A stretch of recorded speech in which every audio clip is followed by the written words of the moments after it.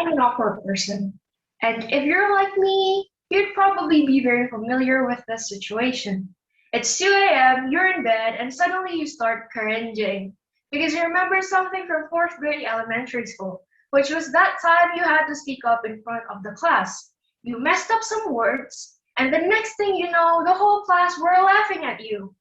Then you start contemplating your whole existence. As an awkward person, I am an expert in being uncomfortable.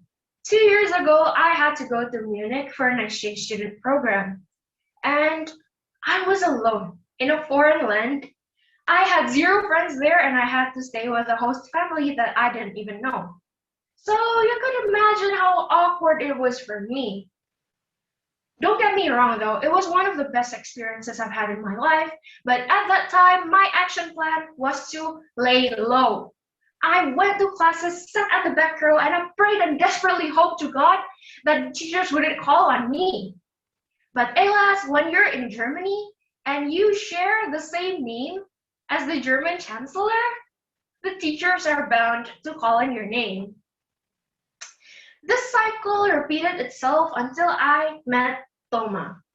She was an exchange student from Kazakhstan. I didn't know her, she didn't know me, but one day she came up to me and just asked, "Hey, do you want to go eat some meat?" I was like, "What, girl?"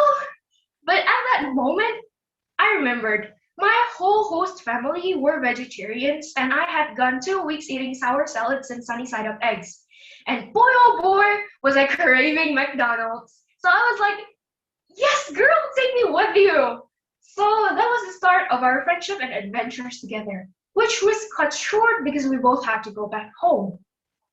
In the airport, I thought to myself, I almost missed the chance to get to know an awesome person because I was afraid to step out of my comfort zone.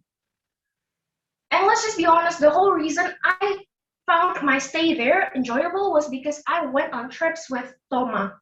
Without her, I would probably spend my whole weekend holed up in my bedroom in my host mother's apartment.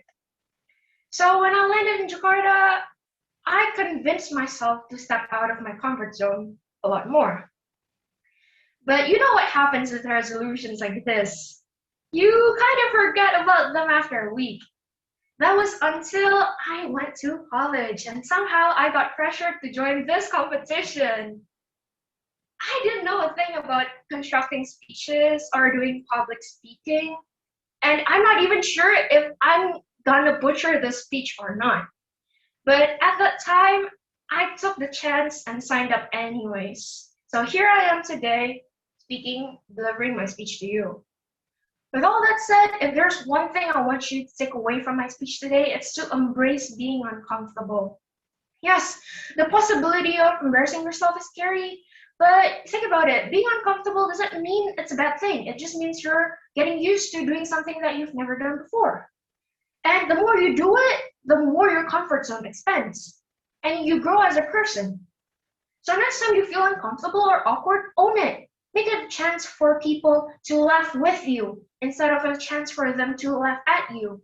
Because when you don't laugh at yourself and you own your awkwardness, people are gonna laugh at you and it's gonna be even more uncomfortable. You know those awkward main characters in coming of age movies?